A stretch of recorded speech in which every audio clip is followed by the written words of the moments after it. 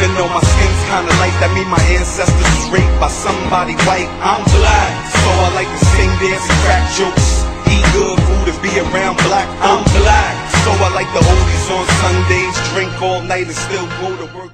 For our next topic of today, of Real Talk, we'd like to talk about relationships.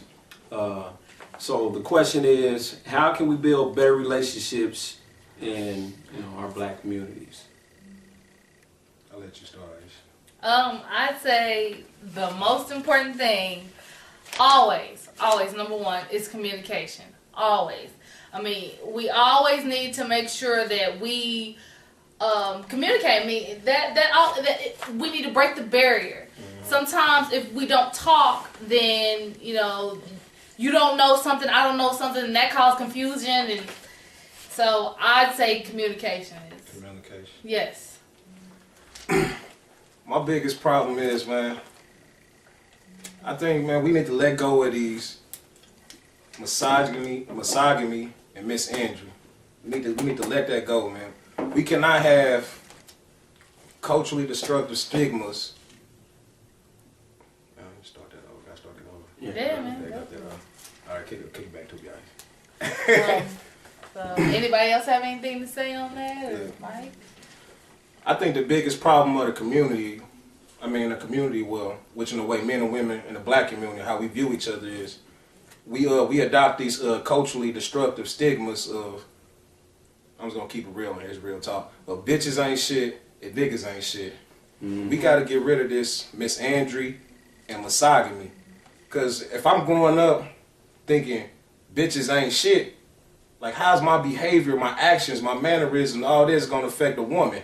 Right. And if a woman is adapting this culturally destructive stigma of niggas ain't shit, how's she gonna view me? Right. How's her behavior gonna be towards me? So we gotta get rid of that. We have to eradicate that. We gotta get rid of that, man. And another thing is, I think I remember Professor Griff said this: men don't know how to give compliments, and women don't know how to receive compliments. Like we gotta let that go. Like it's been plenty of times, like I just didn't open the door up for a sister and she just walked in, then smiled and say thank you or nothing. And there's been other times where you try to get a compliment to a woman, they do the same thing. But fellas, we do not know how to give compliments. Coming up to a woman and saying, yo, that ass is fat, it's not a compliment. That is true. Coming to a woman like, you got some titties on you. Yeah. Like, I don't understand, first off, how a lot of y'all fellas have the audacity, the gall, the gumption to even come to a woman and say anything like that. Like, it's time to set a new precedent in the black community of how we gonna interact with our women. Because when we do that, other people gonna think it's okay to talk to our women like that. And tell you one, I'm not going for that shit, dog. You can't talk to my sisters like that. You're gonna treat them with respect, because I'm gonna treat them with respect. That's right. Blaze, what you think, man? Man, you basically said everything that I wanted to say, man. With relationships and communication, I agree with you on that. And I would agree with you, Mike.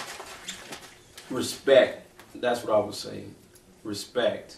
Absolutely. I was speaking with one of the guys and talking to him about how things were back in the day. And I asked him, I was like, man, why did guys take off their hat in front of a woman? And he was like, man, that's respect. It's a sign of respect from a man to a woman.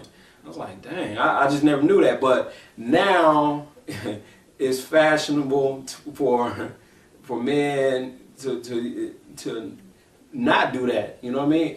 And which I'm not saying that we have to do that, but we got to respect our women to where, we got to treat them like women.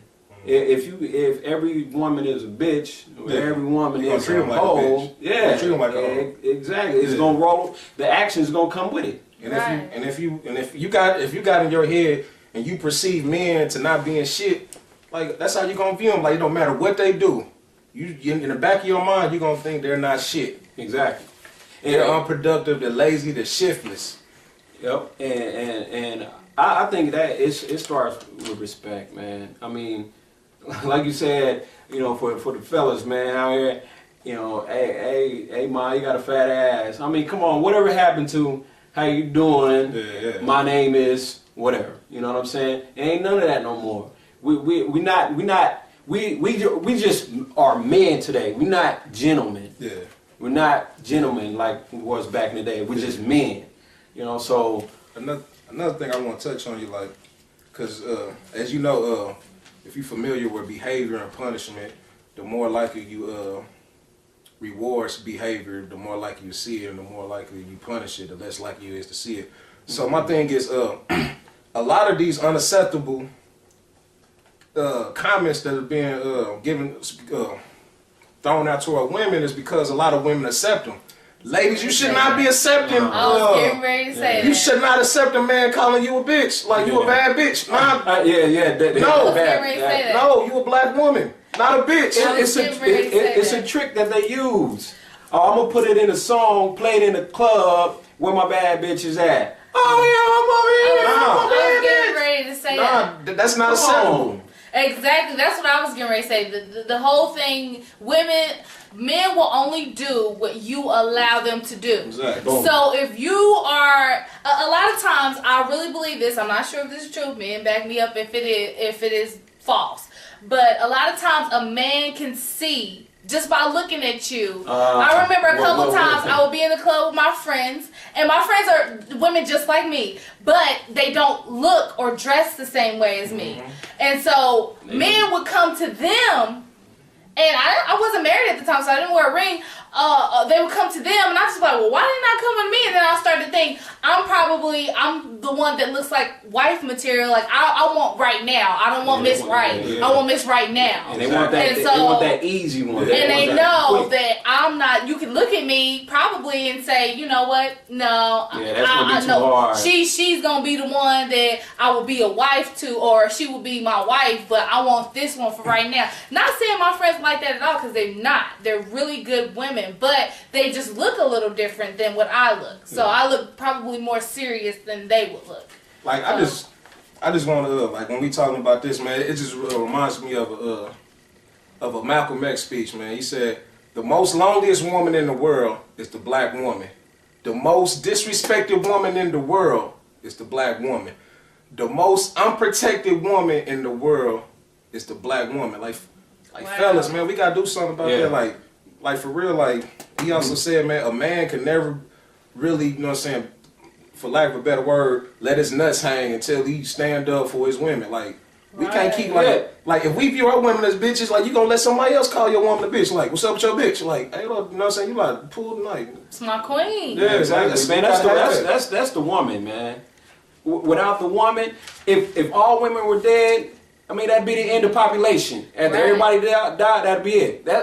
This the woman, you know what I'm saying? And more than anything, it's the black woman. I mean, come on, man. So for people who's listening, man, we don't want y'all to get the wrong impression. We're not talking down or nothing. We're just trying to, if anything, we're trying to uplift. Right. You know what I mean? We need to get rid of all this nonsense that's going on. And I'm pretty sure a lot of people going to watch this and be on some, oh, man, I ain't trying to hear that. You know, but I'm going to say this one thing.